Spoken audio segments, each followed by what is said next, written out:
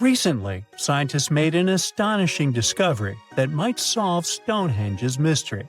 They found something hidden deep within the DNA of Stonehenge's sarsen rocks, the huge monolithic ones, and it might reveal why our Neolithic ancestors designed and built this thing in the first place.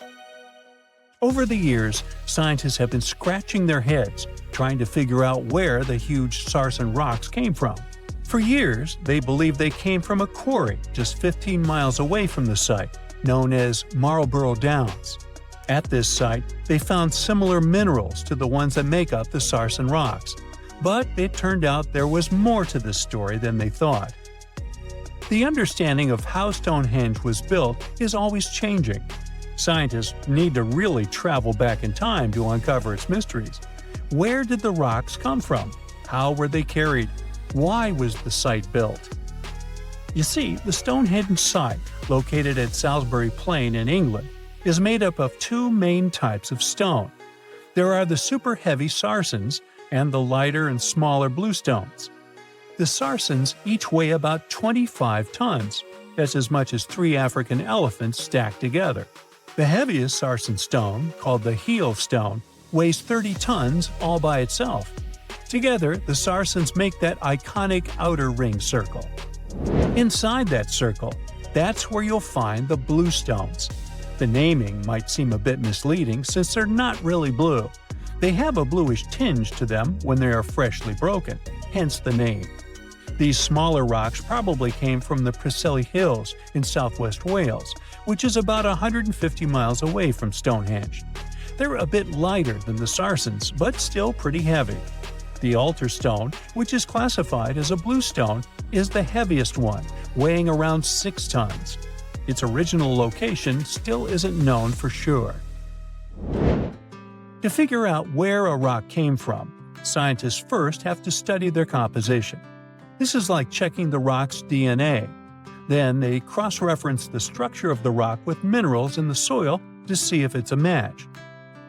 Most of the sarsens we see around southern England are actually made of a type of sandstone known as silcrete. Think of silcrete as sand that's been hardened by underground water processes over millions of years. This process mostly happened during a period called the Paleogene, about 65 to 23 million years ago. These sarsen rocks didn't form in one big slab, but in patches, like nature leaving little rock gardens all over the place. Scientists reason the sarsens spread out randomly, forming in isolated pockets. Over time, many were buried under layers of clay and chalk, which helped preserve them. When ancient builders were on the lookout for materials, these sarsens must have looked perfect for something impressive like Stonehenge. Actually, sarsens have been used in everything, from Roman villas to medieval churches, and even in things like road curbs and old field walls. One could say these rocks were the it material for ancient builders, and continue to be popular even into more modern times. This fact made scientists start wondering that maybe not all sarsen stones that were used to build Stonehenge came from the same place. They've identified sarsen sites all over the UK, in places such as Oxfordshire and Kent. After hundreds of years of studying the sarsens, geologists finally had the right type of technology to determine the origin of the stones. Now, I wish I could tell you that it was some undisclosed location very far away from the site. But, as it turned out, the sarsens were originally from Westwoods, the forest near Stonehenge. A new factor came into play when excavations uncovered empty stone holes, showing that at least 6 bluestone pillars were removed from a Preseli Hills site called Wan Main in prehistory. They had a stone circle over there, and it's believed that some of Stonehenge's rocks were recycled rocks from this more ancient circle. If this is true, it might be that Stonehenge is part of a much larger landscape of ancient sites. If this is the case, then Stonehenge is just the cherry on top of a much larger scale project. Think of it as the sacred centerpiece of an entire landscape of monuments, mounds, stone circles, and things. This is why scientists want to find out where the rocks came from so badly. It could lead to why and how Stonehenge was built. Now, Stonehenge didn't just pop up overnight. It was built in several stages over hundreds of years.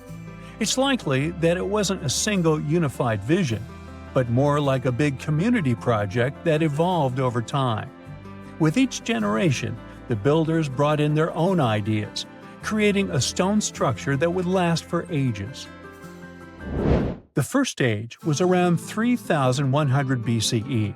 That's when people dug out a circular ditch and likely set up some bluestones as sort of a starter ring. Later, they added the Sarsens and even topped some of them with horizontal stones to form those famous arches you see today, also known as the trilithons. These ancient builders had some challenges on their hands. How would they move the rocks? There's an old theory known as the ice road that suggests that the rocks were moved by natural icy pathways that formed during the winter. This way, they could slide the rocks down all the way to Stonehenge. But hey, if we're talking about a distance of over 100 miles, that's not too realistic. Anyways, this theory was debunked because it was warmer back then than it is today. There's also the river theory, which suggests that the rocks were floated along the river from the quarry to the site. But if we're talking about Sarsen rocks, they're too heavy to float. So there goes that theory. What we're saying is, no one knows how the rocks were moved. Another interesting science tidbit came from all the research done in Stonehenge. A recent laser survey of the stones revealed the different stone working methods used, and has shown that some of the parts of the monument were more carefully finished than others. In particular, the northeast side and the inner faces of the central trilithons were finely dressed. FYI, a trilithon is one of Stonehenge's most famous shapes. It's when two huge monoliths receive a third one on top of them, connecting the two together. This fancy word is simply Greek for having three stones. But anyways, the bigger question, and the reason Stonehenge is so famous, is why it was built in the first place. Theories are all over the place, and some sound like they're straight out of a sci-fi show. So here's a rundown of the most popular ideas. There's, of course, the solar calendar theory. This one supposes that the stones are aligned with the movements of the sun, especially during the summer and winter solstices. During the summer solstice, the sun rises to the left of the heel stone, that's the lone stone outside the main circle, lighting up the entire monument. Some say it's the ancient version of a calendar, marking the year's longest and shortest days. Some archaeologists think Stonehenge might have been an ancient healing center. Pieces of bluestone have been found chipped away, possibly by people who believed they had healing powers. The theory goes that people traveled from all over to come to Stonehenge in hopes of a cure for whatever was ailing them. There's also some speculation that Stonehenge was the place to be. Think of it as an ancient gathering spot. Some evidence suggests that communities from distant areas traveled to Stonehenge for gatherings, feasts, and ceremonies. Studies of bones found near the site show they came from all over Britain, making it a sort of prehistoric meetup location. Stonehenge wasn't a witchy monument to travel through time. It was actually constructed as a hope to build a different future. Recent research just found out that the monument was probably raised as an attempt to reunite the Britons during a period of big division. The thread of this story lies on the altar stone, the monument's most iconic rock. For years, scientists believed that the stones used in Stonehenge, including the altar stone, came from the nearby Preseli Hills in Wales. In this scenario, Stonehenge would have been built by a local community, that is, Neolithic people who would have found easy-to-access materials to build a ceremonial mound, a sundial calendar, and a final resting place, all in one. Things changed when another discovery was made. In 2018, leading-edge research pointed that the altar stone actually came from the River Tay region in northeastern Scotland, which is located over 400 miles away from Stonehenge. Scientists found similar rocks as such in Scottish monuments. You see, the altar stone is a recumbent stone, laying on its side. Many of the rocks were found in ceremonial stone circles in Scotland, and they are unique to this region. When this discovery broke through, it got archaeologists thinking. Maybe Stonehenge wasn't just a local project, but a wider collaboration between different tribes and communities across Britain. To understand this, we need to rewind to around 3000 BCE. That's when Britain still wasn't a unified country per se. Rather, it was a patchwork of tribes such as those coming from southern or eastern Europe, each with their own customs and beliefs. As an island, Britain's population changed many times. Britain was mainly composed of farmers who descended from people from the Middle East and arrived on the land around 6,000 years ago. This group thrived in the area until 2500 BCE, when another group coming from the regions of the Netherlands and Germany started to appear. These ones, also known as the Beaker people, were responsible for the large population turnover that Britain experienced during the Neolithic period and the years that followed. The Beakers were called so because of a specific type of pottery they used to make and bury their loved ones with after their passing. It's possible that the original dwellers of the land didn't like it that their land was being repopulated. And what researchers suggest is that Stonehenge was this attempt to reunite the original Neolithic farmer population and regain some type of identity control over their land. They would have invested a lot of time and energy in bringing the altar stone all the way down from Scotland, without the help of wheel technology, for example. You see, the wheel had already been invented in Lower Mesopotamia, but since there was no Wi-Fi at the time, the Brits weren't aware of this technology until much later on. This whole territorial crisis could have driven locals to use their resources to move the altar stone to Salisbury Plain in England, in order to reunify the land. You see, Stonehenge wasn't built in one go. Its history dates to around 3000 BCE. That's when the monument was just a circular ditch and bank, known as a henge. Inside, they placed wooden posts and possibly totem-like carvings. This version of Stonehenge wasn't about rocks yet. It was more of a ritualistic place and possibly a final resting place. They found several cremation pits from this period, making it the oldest resting place in all of Britain. It was only around 2600 BCE that the blue stones came around. The naming might be a bit misleading since they're not literally blue rocks. They have a bluish tinge to them when they're freshly broken, hence the name. These smaller rocks probably came from the Preseli Hills in southwest Wales, which is about 150 miles away from Stonehenge. Some researchers say that the ancient ones believed that blue stones had healing qualities. So we can maybe guess why they went through all of the trouble to move them from Wales to Salisbury Plains, huh? A little bit later than that, circa 2500, that's when we start having the Stonehenge we know and love today. That's when the Sarsen stones started to arrive. The Sarsens are Stonehenge's huge stones. I mean, each Sarsen can weigh around 25 tons. That's as much as 3 African elephants stacked together. The Sarsens make that iconic outer ring circle. Supposedly, that's also when the altar stone was moved from Scotland directly to the heart of Stonehenge.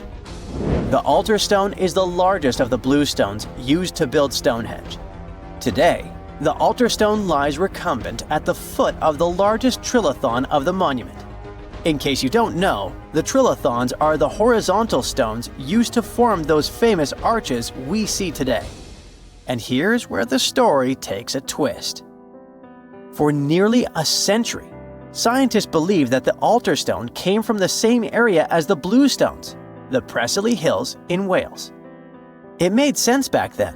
If you're already hauling stones from Wales, why not grab a special one to be the so-called altar?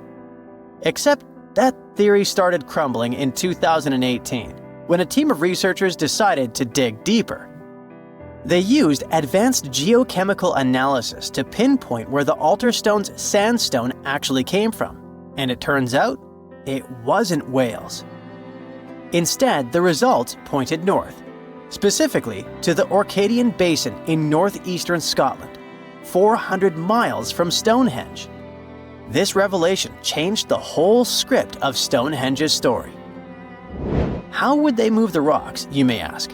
Well, there's an old theory known as the ice road that suggests that the rocks were moved by natural icy pathways that formed during the winter. This way, they could slide the rocks down all the way to Stonehenge.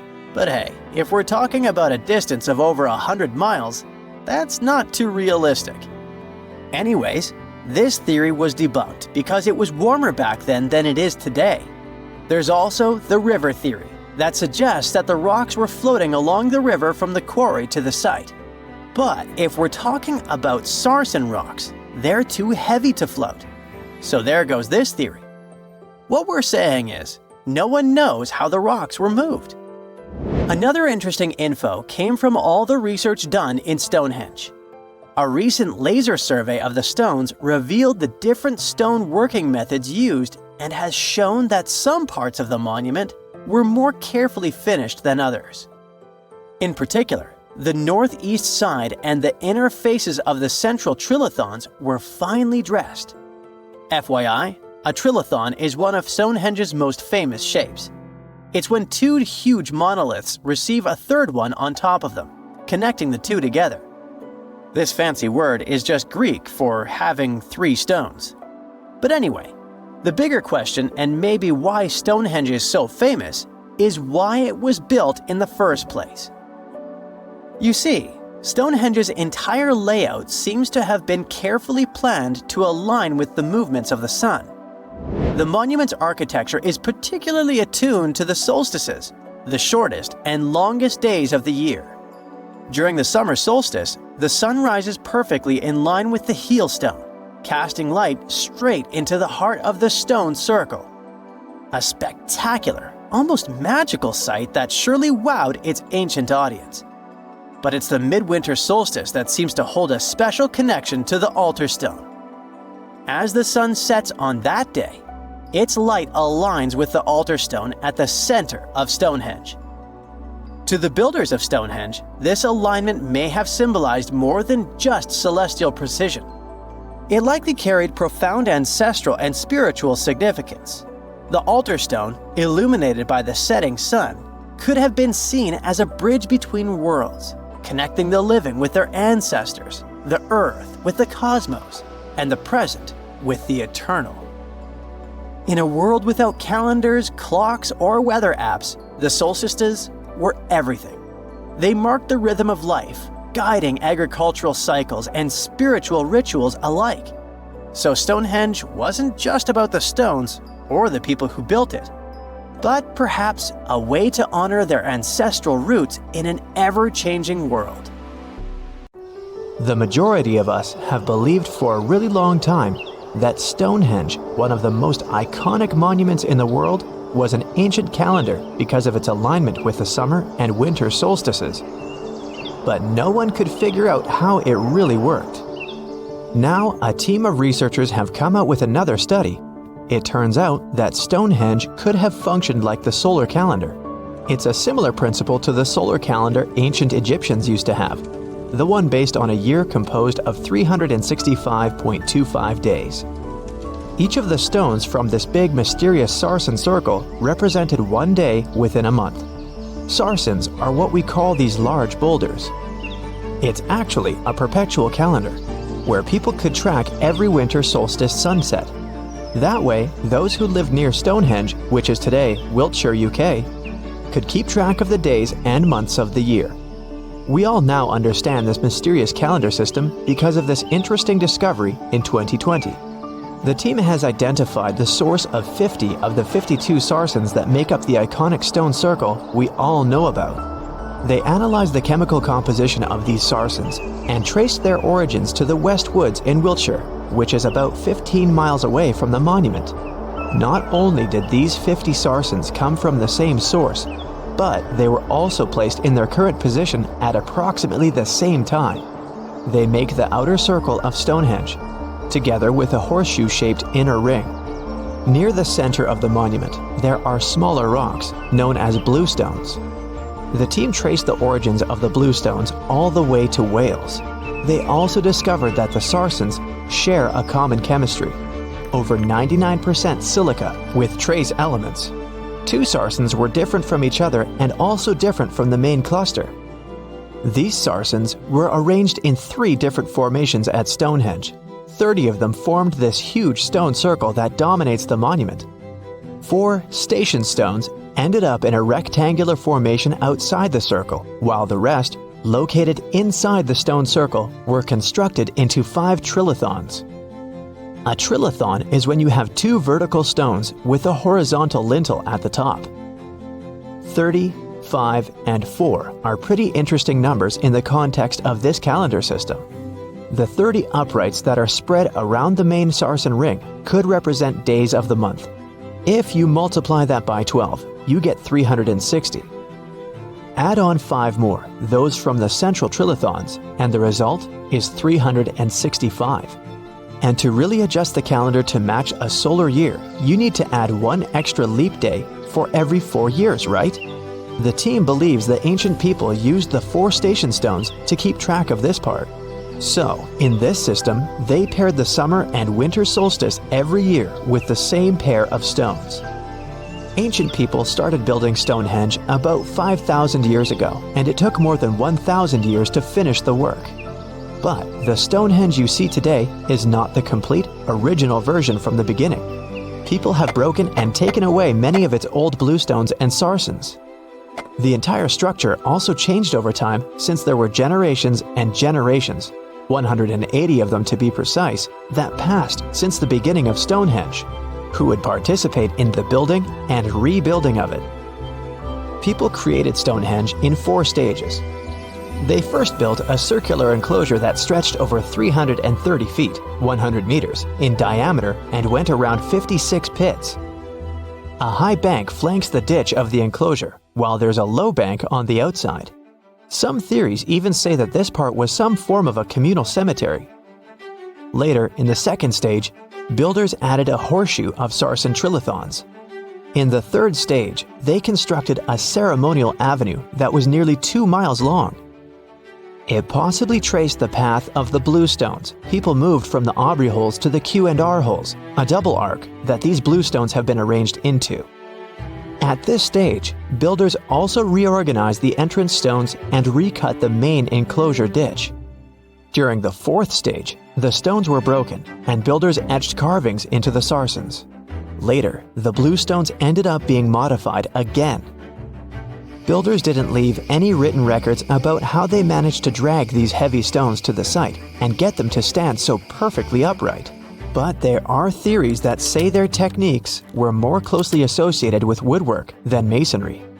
They made mortise holes and protruding tenons because they wanted to slot these stones together, and they used tongue and groove joints to do that. When they dug the hole for the stones, they placed timber poles at the back of the holes that were used as brace support. Then they moved the stone into a position and hauled it upward with ropes. They packed rubble into the hole to make sure the stone stayed in place. A pre-industrial farming society put this fascinating monument together using only tools made of stone and bone. Not even the wheel had been invented yet. This unusual formation is also known as ringing rocks. The stones you can see at Stonehenge have some pretty odd acoustic properties. When you strike them, they produce a loud clanging sound. That could be one of the reasons why people bothered to transport them over such a long distance in the first place. In some ancient cultures, people believed that these rocks contained healing powers. It's a really popular location that attracts over 1 million visitors a year. When it first opened to the public, visitors were allowed to walk among the stones. They could even climb on them, as there weren't any restrictions. Until the 19th century, visitors would regularly chip off pieces of the rock to take them home as souvenirs. They would also engrave their initials into the stones. They camped within the circle and dug fire pits, not realizing that the digging pits could seriously undermine the stability of the entire monument. Over time, visitors have encountered more and more restrictions until the monument was finally roped off in 1997 because of the serious erosion of the stones. That means if you want to visit, You can only view it from a distance unless you want to pay extra for the stone circle experience, which can be arranged outside of normal visiting hours. Stonehenge originally had 2 entrances that led into the enclosure. There was a wide one to the northeast and one that was a bit smaller and located on the southern side. If you look at it today, you can see there are many more gaps. This is mostly because of tracks made later that once crossed the monument. The ground within Stonehenge has been severely disturbed, and it wasn't just about random visitors digging fire pits. There was a group of people who dug a large deep hole within the stone circle in the 17th century because they were looking for treasure. Then there was Charles Darwin, who also did some digging because he was studying earthworms in the area. He wanted to know how these worms could impact objects in the soil over time. He observed how a fallen stone there had sunk deeper into the ground and realized it was happening because of the activities of these tiny creatures who churned through the soil all the time. In 1963, there was a theory that Stonehenge had been built as some sort of computer that predicts solar and lunar eclipses. Later, some proposed it was actually constructed as a monument to ancestors that had passed away. This theory says the permanence of its stones represented the eternal afterlife. The average sarsen you can find there weighs 25 tons, while the biggest one weighs around 30 tons. If you want to get an idea of how massive these stones really are, you can go behind the visitor center in the outdoor gallery to check out a replica sarsen stone. It's a true copy of a freestanding upright from one of the trilithons that are located in the inner horseshoe of the monument. There are 5 Neolithic houses at Stonehenge based on real archaeological evidence of houses found in that area. Each of them had stake-built walls and a chalk floor. Some even had furniture. There was also a lot of trash discovered, which means people in this area used to like celebrations and feasting. Research has shown that people lived in these houses for 50 to 100 years, around 4,500 years BCE, which was the time when the builders brought the sarsen stones to Stonehenge. During the time they were building Stonehenge, generations of people went through major changes themselves, from the Stone Age to the early Bronze Age. They were no longer as static and isolated. They started to travel and trade more, which means they communicated way more than their ancestors, even internationally. This is how they could have spread the word about Stonehenge, and it's also when the whole mystery and fascination with the monument began. Hey, you've heard of Stonehenge. Of course you have. Big rocks mysteriously mounted in circles on a plain in England by, somebody. But what if England's Stonehenge is only a replica of another monument, and its builders just crossed the Atlantic and copied what someone had already done elsewhere? Well, it turns out researchers found another Stonehenge underneath the waters of Lake Michigan. This lake is a hotspot for woo-woo unexplained things. A bunch of disappearances, plane crashes, and now this. An ancient underwater monument that looks strangely enough like Stonehenge. We couldn't help ourselves and needed to dive deep into the story. A ring of massive stones, arranged in a way that felt all too familiar. They saw 2 circles, an outer one and an inner one, sitting 40 feet below the surface. But this wasn't just a random pile of rocks. These stones had been placed there, purposefully, by human hands. And by doing some further research, they discovered that they were staring at a structure that's over 9,000 years old. Think about it. This Stonehenge beneath Lake Michigan predates the pyramids. It predates Stonehenge itself by about 4,000 years. All of this information was enough to startle scientists at Northwestern Michigan University. But that was before they found this out. One of the stones had a carving, a faint but clear petroglyph of a mastodon.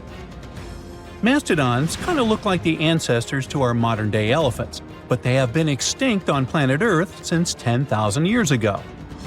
So, whoever built this underwater Stonehenge needed to be alive at the same time these creatures roamed our planet. This discovery raised many questions among scientists. I mean, why on earth would they go through all this trouble to lay rocks at the bottom of a lake? Well, first things first. Scientists believe that Lake Michigan had much less water back then than it does now. Second, it could have something to do with ancestral practices of First Nation people. There's one theory from a professor of the University of Michigan. He suggested that the stones formed a kind of prehistoric hunting trap. He believes that early hunters used the circular formation as a drive lane to herd large animals like the mastodons from the rock carvings we were just talking about. Once they got these huge animals into a tighter circle, they could be more easily hunted. But not everyone's convinced by this theory. Some believe the circle probably had a deeper spiritual purpose. According to local Native American tribes, like the Anishinaabe, stones are more than just rocks. They're living beings. They hold spiritual energy and represent a connection to the earth and all living creatures. An elder from the Anishinaabe community even suggested that these stones are sacred, placed there by their ancestors to honor the land and its creatures. Scientists are trying to study the stone formation in depth, like about 40 feet. But that's the problem, actually. The fact that it's underwater makes it super difficult, since they don't have the best technology. Traditional archaeological tools don't work as well when everything is submerged, but promising new technologies like stereophotogrammetry, which literally means making 3D models of a site, are helping scientists study the stone circle more closely. Still, research is slow and expensive, so it's hard to know when this mystery will come to a close. As we said, Lake Michigan is a hot spot for unexplained phenomena. Its lakebed is filled with shipwrecks, such as the Thomas Hume, a sturdy American schooner. It also collects debris from airplanes that have suddenly gone missing while flying the area, such as Northwest Airlines Flight 2501 that disappeared in the 1950s. Some people even call the area the Lake Michigan Triangle, suggesting paranormal activities like what happens in the Bermuda Triangle might be going on. The lake spans over 22,000 square miles, which means it's almost two-thirds the size of the country of Ireland.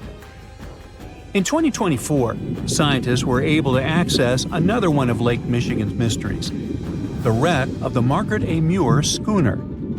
This 130-foot-long sailing ship sank over 130 years ago. The discovery was announced just recently by the Wisconsin Underwater Archaeological Association, the WUAA, whose team found the shipwreck sitting 50 feet below the surface just off the shores of Algoma, Wisconsin. Built in 1872, the Margaret A. Muir was a three-masted schooner built to carry heavy cargo across the Great Lakes. Her final voyage started out as a routine trip. Loaded with bulk salt, the ship left Bay City, Michigan, heading for South Chicago, Illinois. But on September 30th, 1893, things took a bad turn. Just as the Muir approached the town of Annapolis, now known as Algoma, a sudden storm hit. The ship began taking on water fast. The captain of the boat ordered his crew to abandon ship, and thankfully, they all made it to shore safely.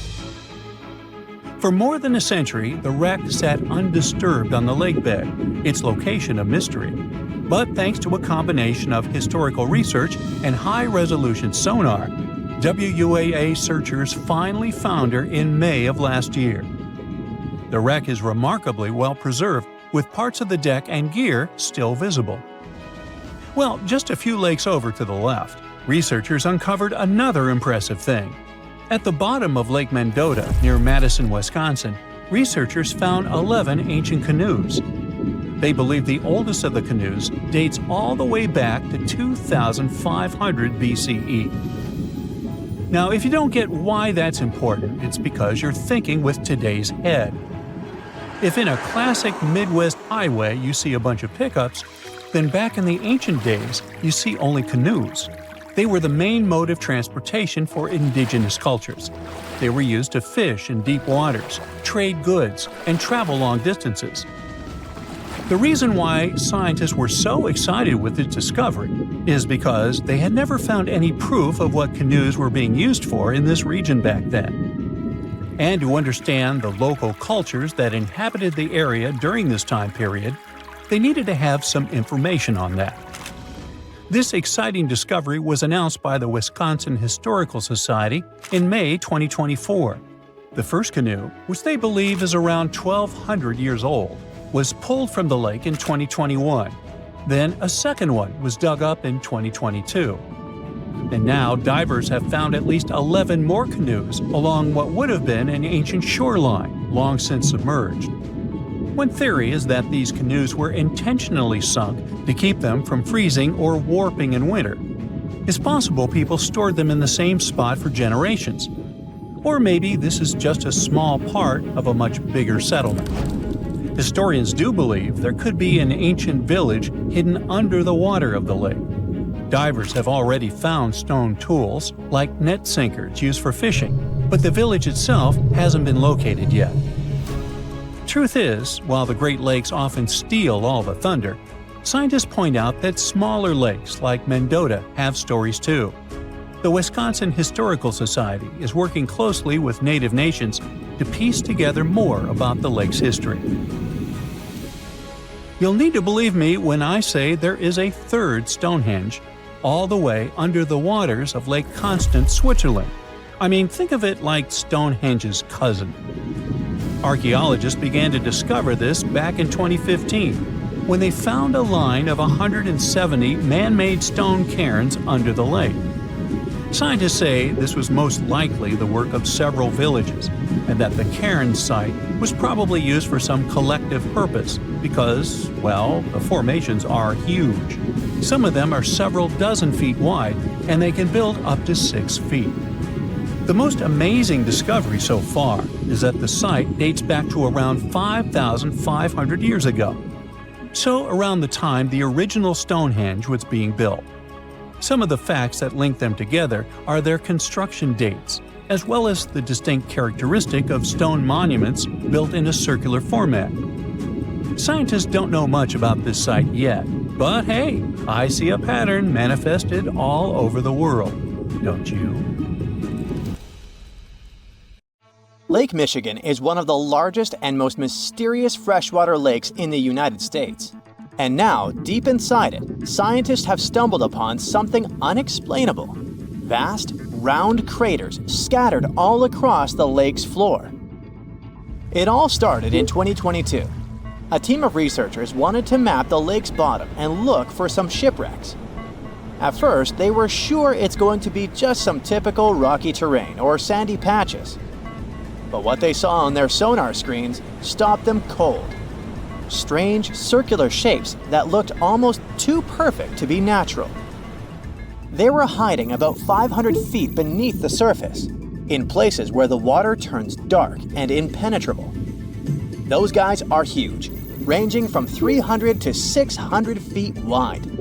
They also plunge nearly 40 feet deep. And there are dozens of them, neatly arranged like some footprints. But the team had no idea what these things were. Then, in August 2024, the mystery only deepened. Using a remotely operated vehicle, they got a closer look at these formations. There were about 40 of them. No one had ever seen anything quite like this before in the Great Lakes. What could have created those craters? Could they be ancient? Perhaps remnants of some geological event lost to time?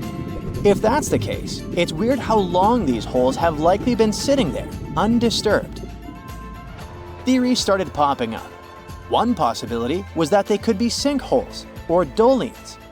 Those are basically holes that suddenly appear in the ground when the surface layer collapses.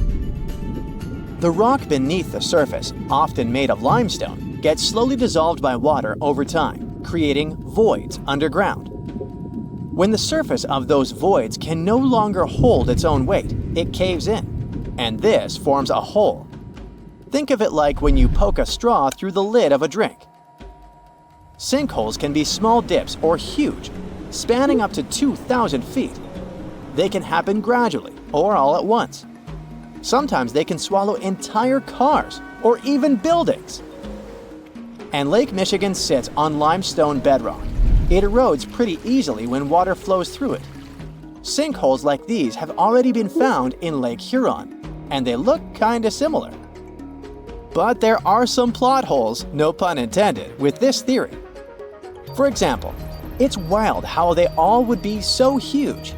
It's also weird and pretty rare for sinkholes to occur in a lake bed. They also kind of resemble a straight pattern. They seem to extend generally southward, forming a loose line, which is pretty weird. If these are sinkholes, then they're definitely not playing the usual geological rules. Though it might be some new, unusual process at play beneath the lake's surface that we haven't discovered yet. There's another theory though. Glaciers. Glaciers are wild rivers of ice. They covered much of the Earth during the last ice age, and they're incredibly powerful. While they might move slowly, sometimes only a few inches per day, they have such immense weight that they can reshape entire landscapes over thousands of years. Glaciers can grind and scoop the land beneath them. They're basically like colossal bulldozers. Their weight, combined with the slow but steady movement, grounds down everything beneath them: rocks, soil, even bedrock. This can create deep gouges in the Earth's surface, called glacial troughs. During the last ice age, there were lots of glaciers all over the northern US, including the Great Lakes region.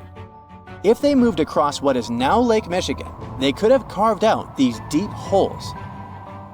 Glaciers often move in a pretty straight path. As they move, they cause terrain to erode, but the resulting erosion varies based on terrain.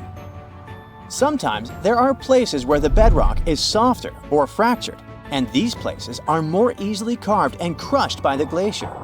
That could explain why some holes could be bigger and deeper than others. Harder bedrock is less affected. But usually this leads to rounded, crescent-shaped depressions known as chatter marks. Those marks are more like grooves rather than circular, big craters like those in Lake Michigan. Once the glaciers melted, the Great Lakes themselves formed. If the craters were formed by them, they may have filled with water, becoming part of the Michigan Lake. Though this theory is more like a speculation, so we need more evidence. But there's another layer to this mystery. The craters are not just curious geological formations. They actually may hold valuable clues about early life on Earth. Parts of Lake Michigan, especially dark ones, are relatively low in oxygen. It's like a lighter version of deep ocean environments that often have very little of this element. For example, hydrothermal vents deep in the ocean, underwater openings in the Earth's crust with some hot, mineral-rich water that are often very low in oxygen. But some organisms love places like these. For example, opossum shrimp. Teeny tiny shrimp-like creatures that love cold, deep waters. They get their name because they have a pouch to carry their young until they're ready to be on their own, like an opossum. Or deep-water sculpin fish, small bottom-dwelling fish that also enjoys cold lakes. They're well adapted to living in dark waters and usually stay close to the lake bed. And weird organisms like invasive quagga mussels, which kinda look like shells. These are small freshwater mussels that have spread there to the Great Lakes. They attach themselves to hard surfaces and can cause problems for ecosystems by competing with native species for food and space. All these guys could be in Lake Michigan, and even more. There might be microbes or even bacteria that are specially adapted to these harsh conditions, just like it was in Lake Huron. There's only a handful of creatures that could survive deep within these craters, and studying them could give us insight into how life once flourished in Earth's ancient, oxygen-poor oceans. That's because it's in places similar to these, where some of the earliest life forms thrived. Early Earth had an atmosphere with little oxygen, although it was much more hot, and ancient microbes adapted to this. The Great Lakes, especially Lake Michigan, have always had a bit of a ghostly reputation. Like even this mission was organized to study the shipwrecks. There were about 6,000 of them in the Great Lakes. Many of these wrecks are still sitting on the lake beds, preserved by the cold, fresh waters. And shipwrecks aren't the only strange things tied to the Great Lakes. Over the years, there have been stories of unexplained disappearances. Boats and even planes have vanished without a trace. The lakes, often calm on the surface, can suddenly turn dangerous with unpredictable storms and massive waves, leading to these mysterious events.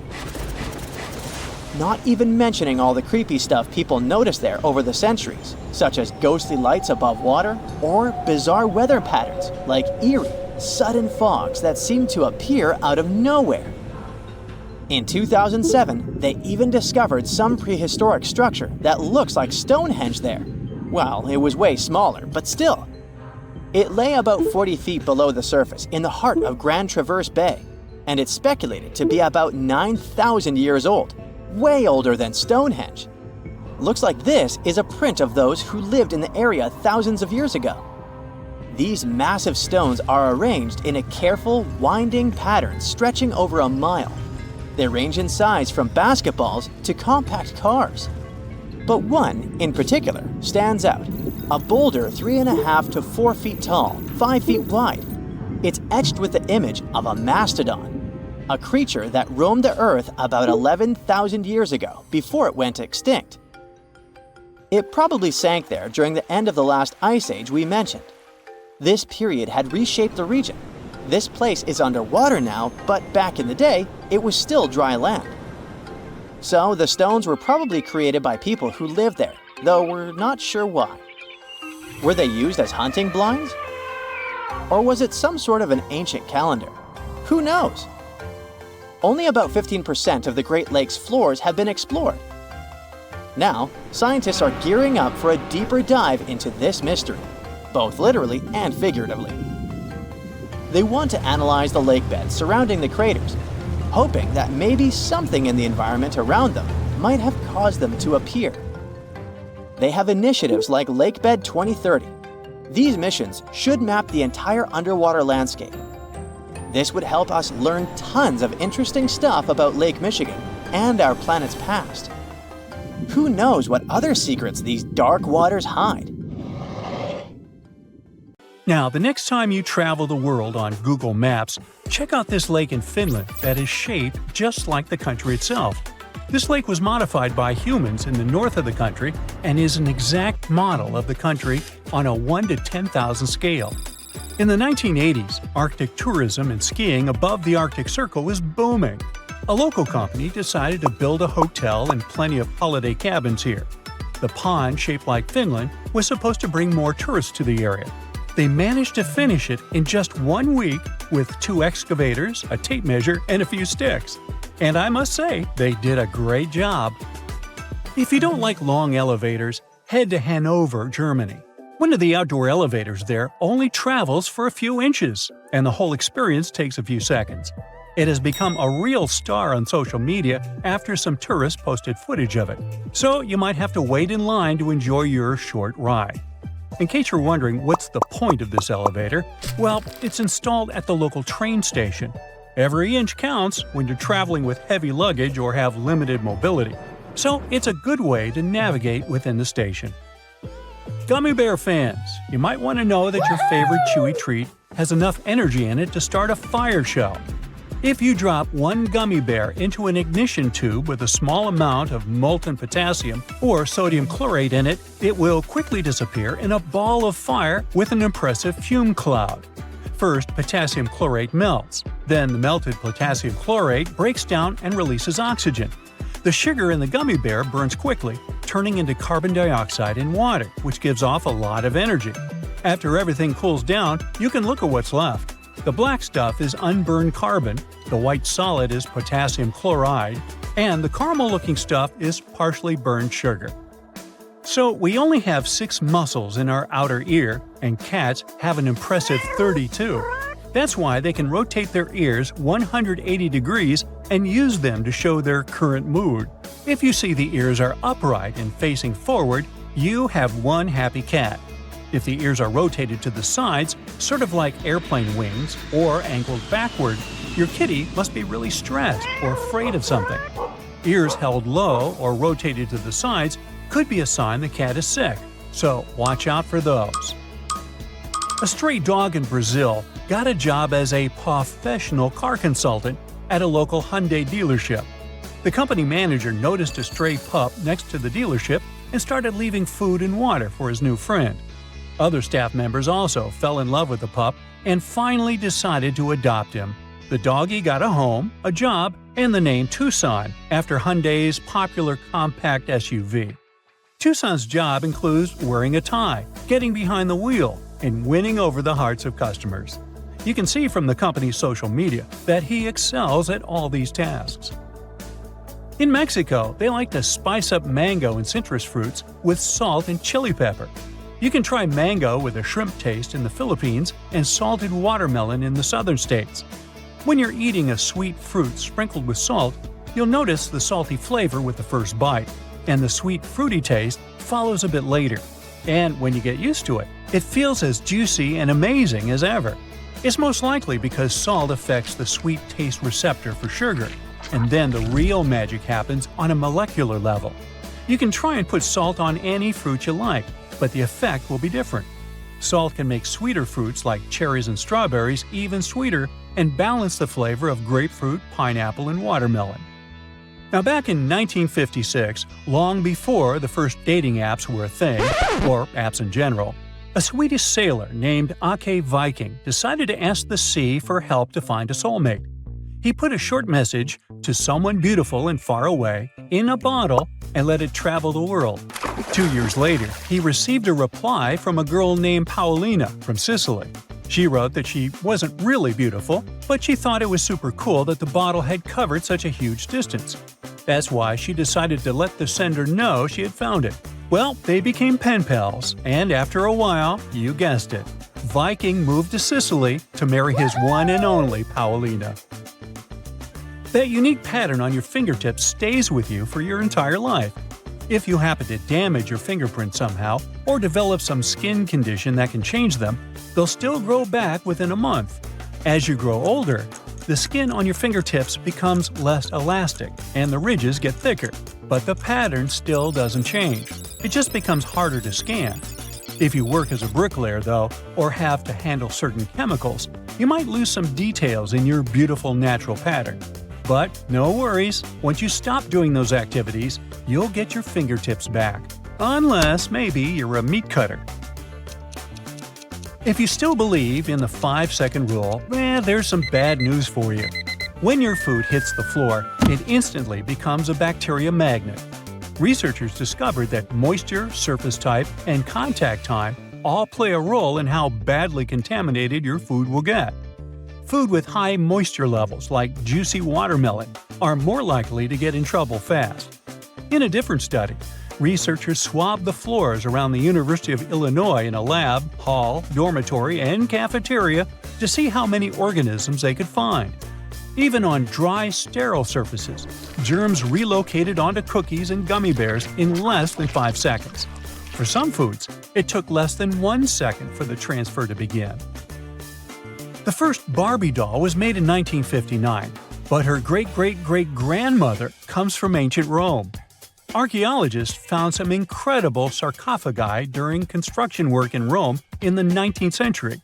One of those had a 9-inch long doll next to its owner. The head and body were made from a single piece of ivory.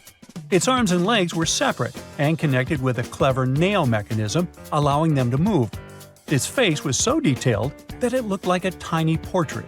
The doll even wore a tiny gold ring with a key on its finger and had a small ivory box full of jewels, tiny mirrors, bone combs, and the remnants of accessories.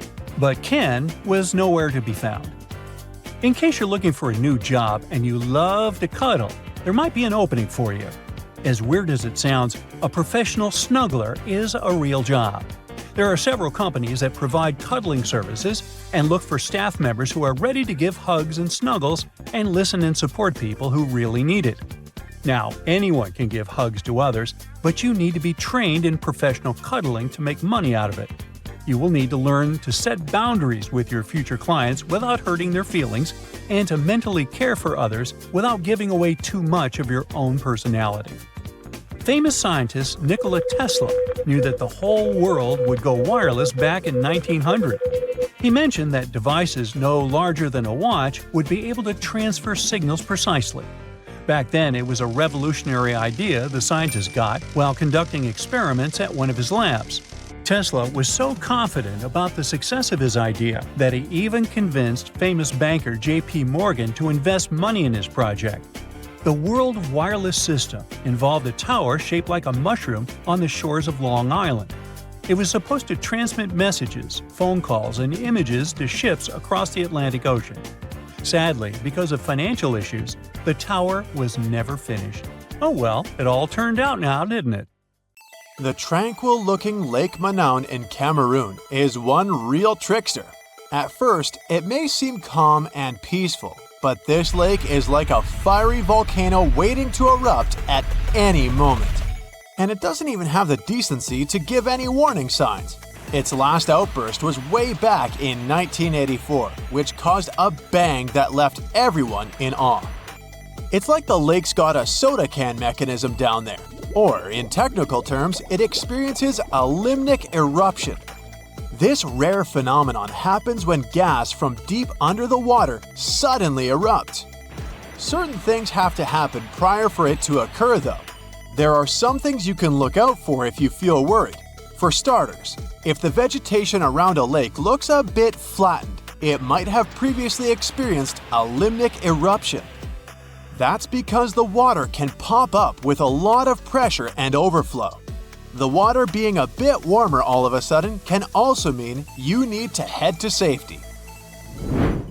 There's this lake in Kazakhstan that looks like a total disaster on the surface, with empty tree trunks sticking out of the water. Not cute. But if you're feeling daring and want to take a swim, you'll be transported to a whole new world. Its story goes back to the year 1911, when there was a landslide that filled the valley with rainwater, completely submerging a local forest. As mesmerizing as it might sound, it's no easy task to dive in. The water is freezing, and all the algae, plants, and submerged trees make it a risky obstacle course. Have you heard about this scorching lake on the sunny Caribbean island of Dominica? The water around the edges is at a sweltering 180 to 197 degrees Fahrenheit. No wonder no one has the guts to measure the middle. It's that hot. Sure, the heat may go down once in a while, but who knows when those waters will start boiling again? Plus, this place is full of nasty gases like carbon dioxide. Because of them, let's just say it doesn't exactly smell like roses. More like rotten eggs. So unless you want to end up looking like a boiled lobster, I suggest you stay away from these waters. If you're planning a trip to Tanzania, you might want to think twice before diving into Natron Lake. Sure, it's got a beautiful reddish hue, but that's thanks to some bacteria that call this lake home. And don't even get me started on the pH levels. They're so high they might even strip the color off your swimsuit. But hey, at least the flamingos like it there. Those acid-loving birds are living their best lives in a group with 2.5 million of their closest feathered friends. How come these birds manage to thrive there, you might wonder? Well, no predators means no stress, which equals easy breeding. They also love feasting on that fancy bacteria, which makes the water all pink. You may think that Belize's Great Blue Hole is just calling out to you with its stunning blue hues and close proximity to land. But hold your flippers, because there's a catch.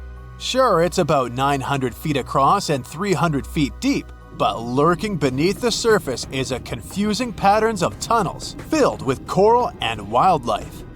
It's like finding your way through a maze at a theme park, but with more fish. And as if that wasn't tricky enough, the deeper you go, the fewer creatures you'll encounter. Why, you ask? Well, it turns out that there's a sneaky layer of hydrogen sulfide that covers the entire width of the hole, depriving any living creature of oxygen. Plan on heading to the Devil's Kettle waterfall in Minnesota? This one won't necessarily be dangerous for you, but you might end up losing some of your stuff out there if you don't pay attention. That's because this waterfall experiences a phenomenon that's a real head-scratcher for geologists. One part of the waterfall flows normally, while the other part disappears into a big ol' hole. And get this, not even ping pong balls can make it out. Scientists decided to investigate, and they went all out, even using GPS trackers. Initially, they couldn't figure it out until they realized that the hole acts like a giant blender. That water is getting spun around so hard, it's basically obliterating everything in its path. They finally measured the water volume and saw that it was still there, so it was supposed to come back out somewhere. The most likely explanation is that the water is probably re-emerging in the stream located beneath the waterfall. You've surely heard of the Bermuda Triangle. I mean, that's old news. But let me tell you about the Pacific's very own watery trap called the Devil's Sea. It's like a game of hide and seek, but with ships. They disappear and we can never find them again. The Kayo Maru No. 5 was on a mission to investigate a volcanic island, but the trip ended up being just one way. Add a dash of detective work to the subject and you'll find out the whole story about the Devil's Sea is more myth and less fact, but it doesn't make it any less interesting. If you're still interested in some mysterious ship disappearance, then Lake Superior is the place you'll want to read about. Even the most skilled scuba divers can't find a single piece of all those lost vessels. The main character of this lake story was a ship called the SS Edmund Fitzgerald, the biggest one to sink in the Great Lakes. To this day, people aren't sure why it sank. So, you're planning a little swim in one of the Great Lakes, huh? Well, might want to steer clear of Lake Michigan, unless you're really into extreme water sports. This bad boy has a reputation for being the most dangerous of the bunch, thanks to some sneaky undercurrents that like to snatch unsuspecting swimmers. Make sure to watch out for those pesky piers and docks that only add to the lake's swimming difficulty. If you're feeling adventurous, you might want to skip the months of October or November. This is when the temperatures start to drop and the currents get extra wild. Tibet has its dangerous lake too, and at first glance, it's gorgeous. But don't get too excited. It's got a salt content so high that nothing can survive in it. Some villagers around there actually consider it to be tainted with some sort of substance. The cherry on top? Other locals believe there's a selfish creature living in the lake who's hogging up all the space for itself. No wonder its nickname is Darkness. No list of dangerous waters is complete without Lake Victoria, the big kahuna of African lakes and the third biggest in the whole wide world. But beware, not all its waters are safe for us humans. Some regions can be real troublemakers because this lake has its own personal climate. And what does that mean? Mostly that you can't trust the weather here one bit. You could be soaking up some sweet rays one second, and the next you're running from a torrential downpour. Unless you want to be caught swimming in a storm, steer clear of this moody lake. You might have already seen pictures of Lake Hillier. It's like a giant pool of grapefruit juice in Australia. Scientists have been scratching their heads over it for centuries because they still can't figure out with certainty why it's pink. But here's the kicker, it's not the only one. Yep, there's another pink lake out there called Lake Retba.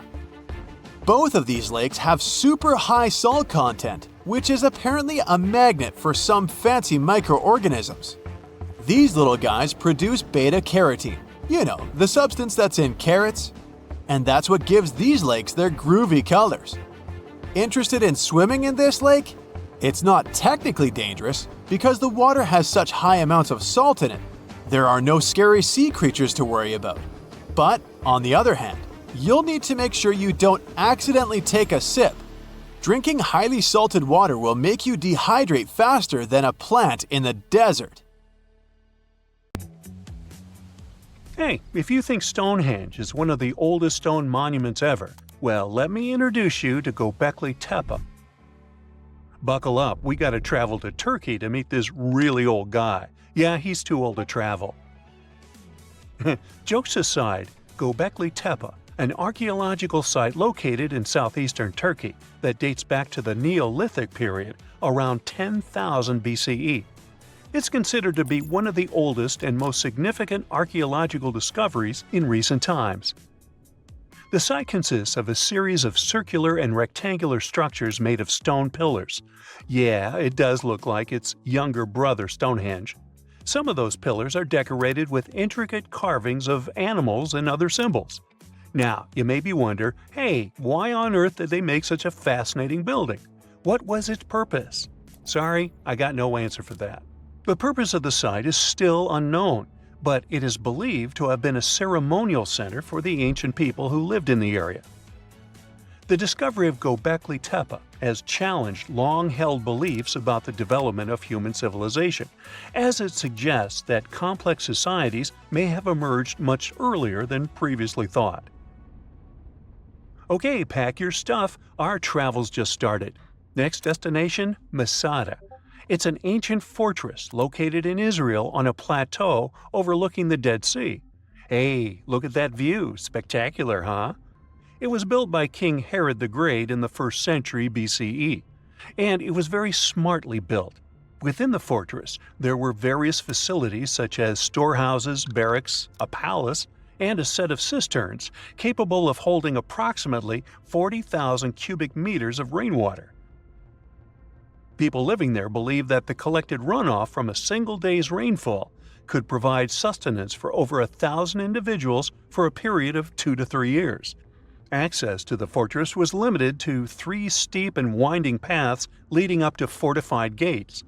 Still, at one point, the fortress was occupied by people who had fled Jerusalem after the city was captured by the Romans. They held out against the invaders for several months, but eventually they were defeated. But these guys didn't surrender. The story of Masada has become a symbol of resistance and bravery.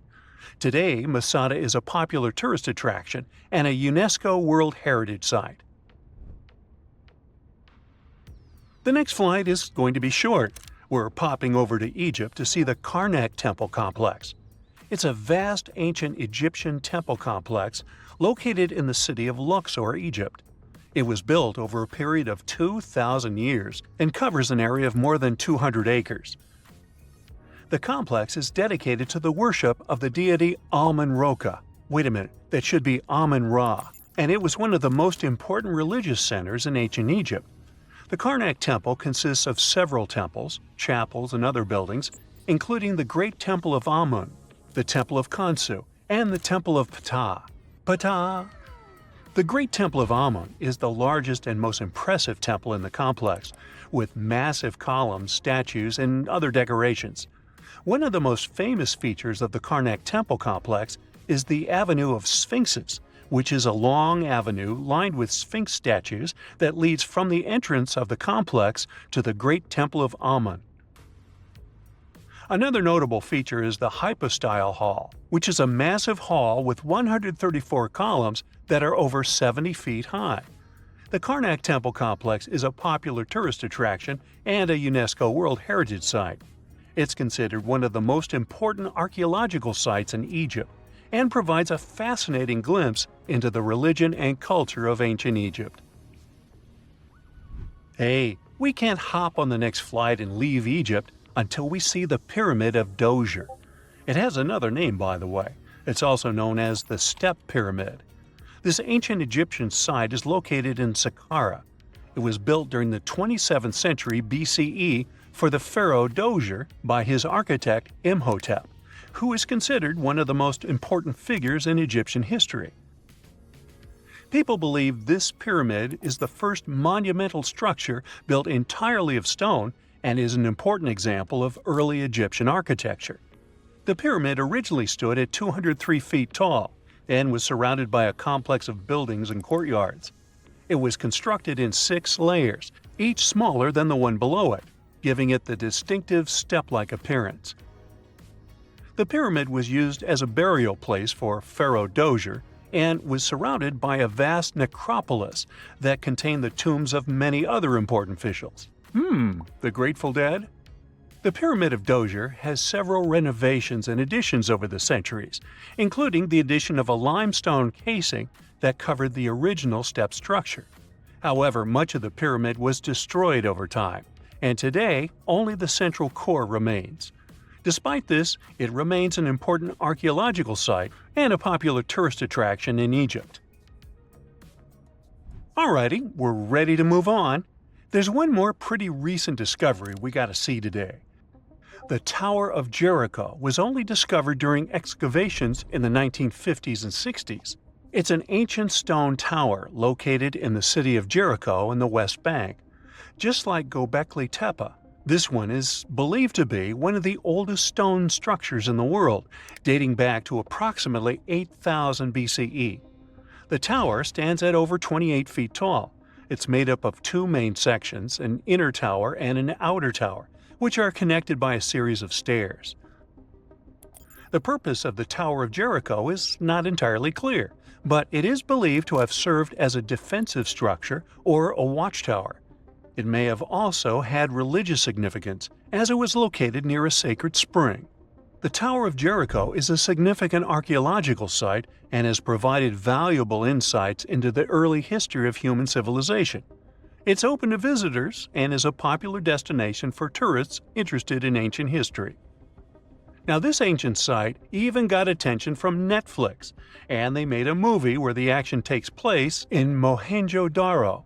This site was a major center of the Indus Valley civilization in present-day Pakistan. Mohenjo-Daro was one of the largest cities of the ancient world, with a population estimated to have been around 40,000 in its peak. Trust me, that must have been a crazy megalopolis back then. The city was notable for its advanced urban planning, with sophisticated drainage and sanitation systems, and its impressive architecture, including the Great Bath and the Granary. Mohenjo-Daro was abandoned around 1900 BCE, and its ruins were only rediscovered in the 1920s.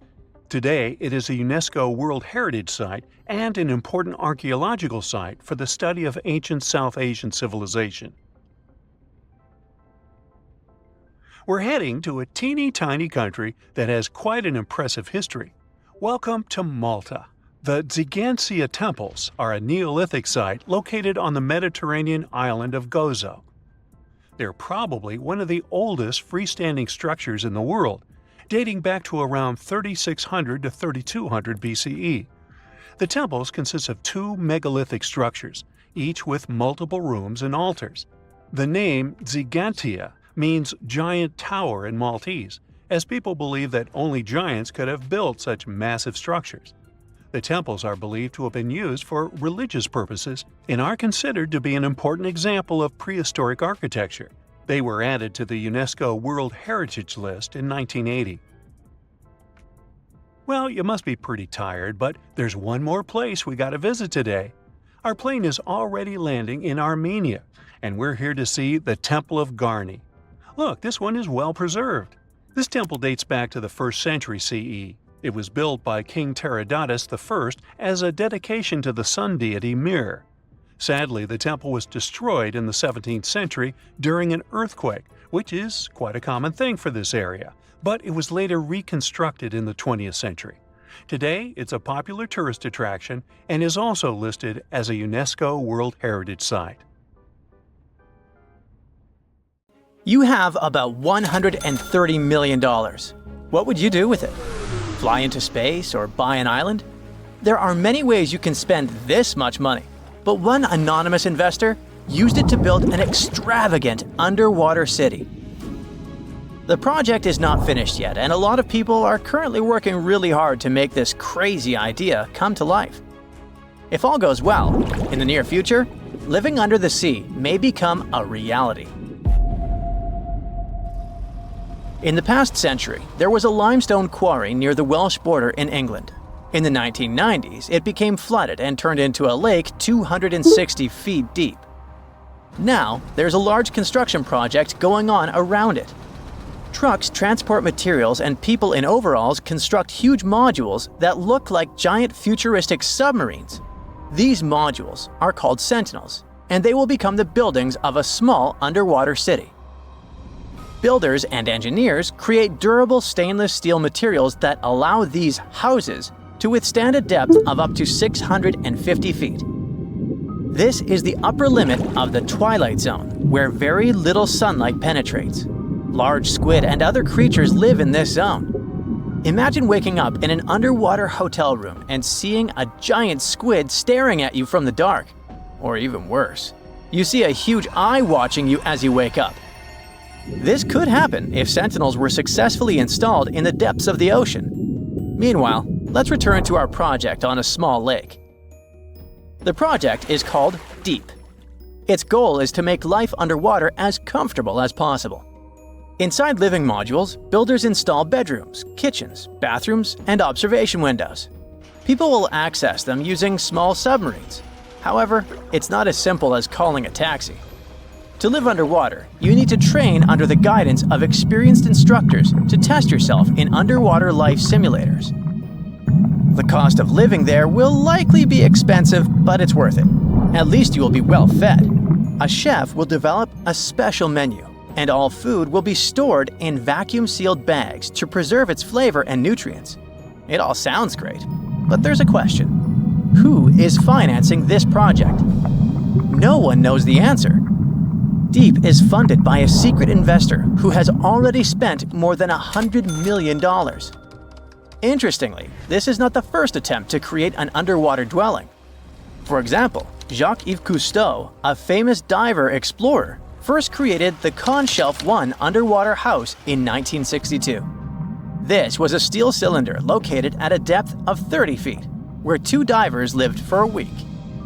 In 1970, several women also spent 14 days underwater in the Caribbean Sea at a depth of 50 feet. The aim of that project was to study human psychology in a cramped environment, similar to that of a spaceship.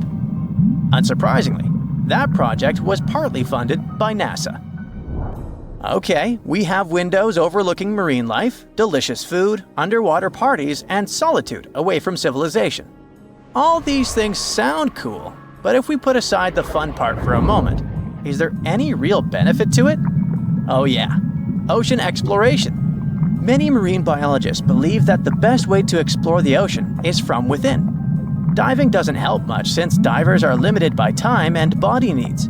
They can stay underwater for only about an hour and a half at a time. Underwater cities could allow us to live underwater for months.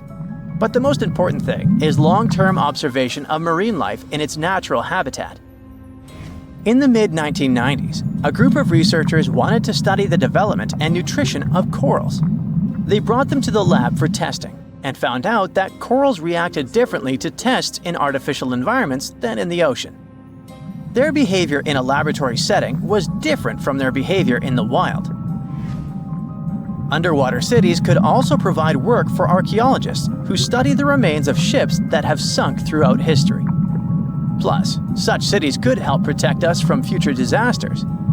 In the event of a catastrophe like an earthquake, tsunami, or volcanic eruption, scientists and engineers could build water-based shelters like the Sub-Biosphere 2 project to provide refuge for people. These circular structures could sink into the ocean and give shelter for up to 50 or 100 people, allowing them to wait out the disaster from a safe distance. Underwater cities could be an excellent solution to overpopulation, but there are some downsides. We already pollute the world's oceans, and what if we literally lived inside them?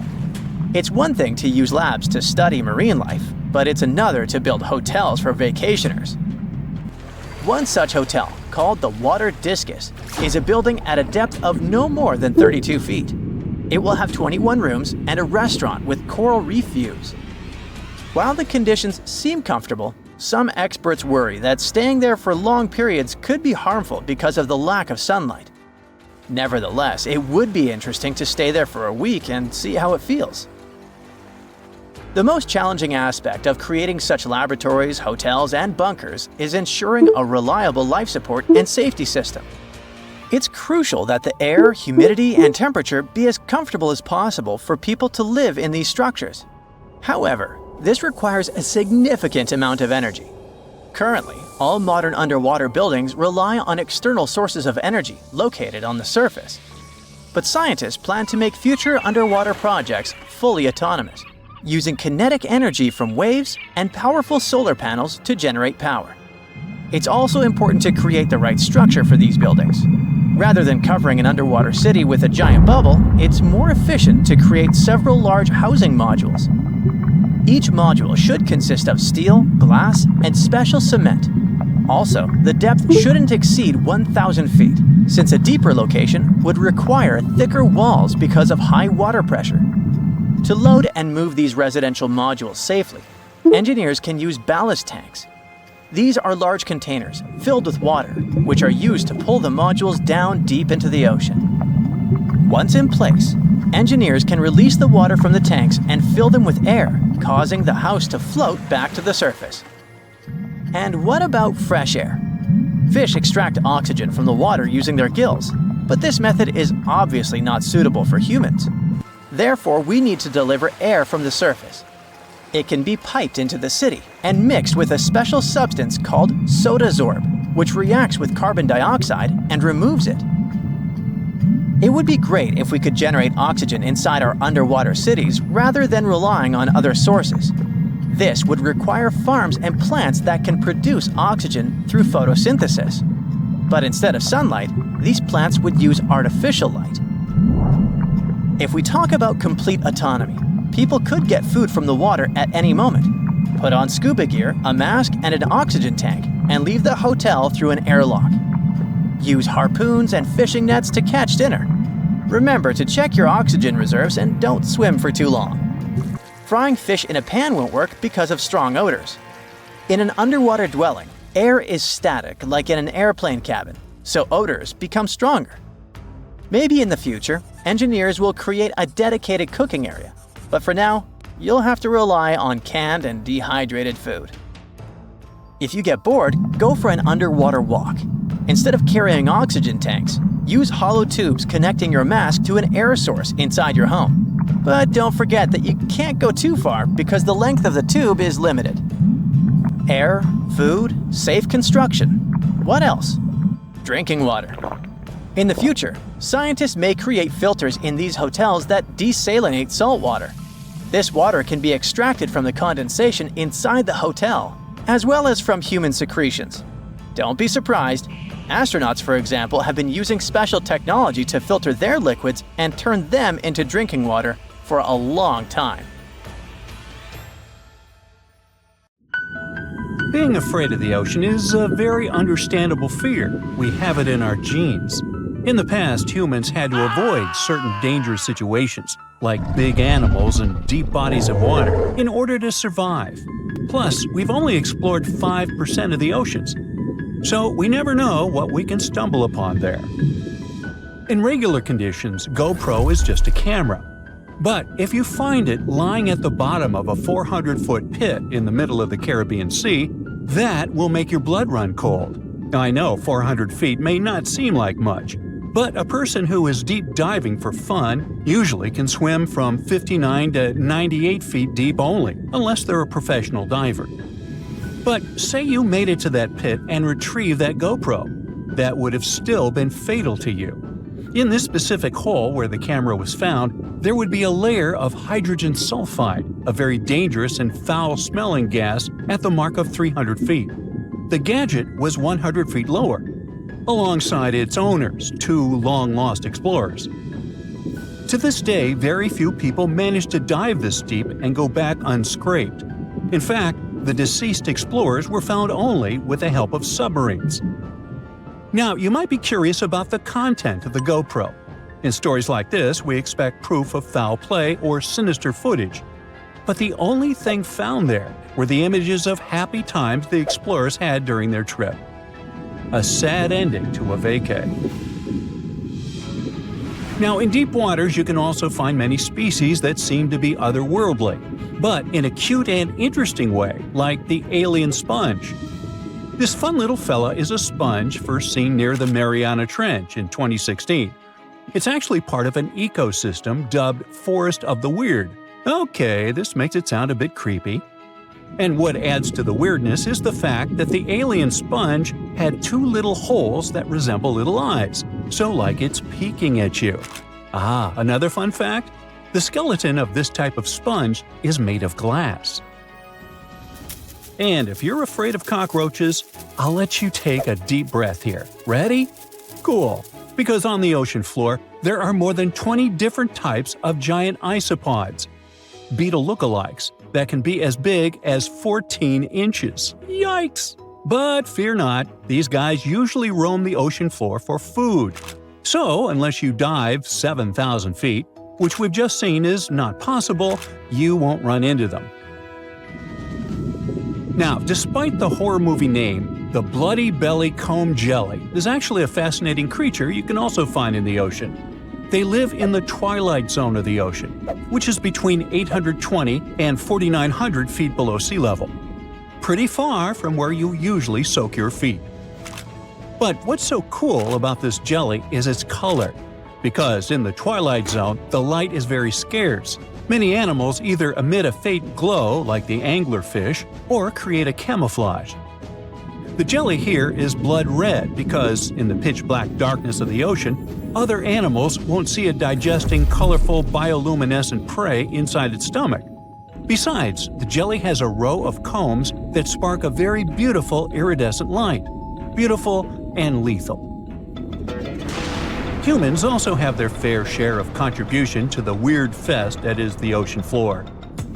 Depending on where you swim, you might just find parts of rocket engines used during the Apollo program.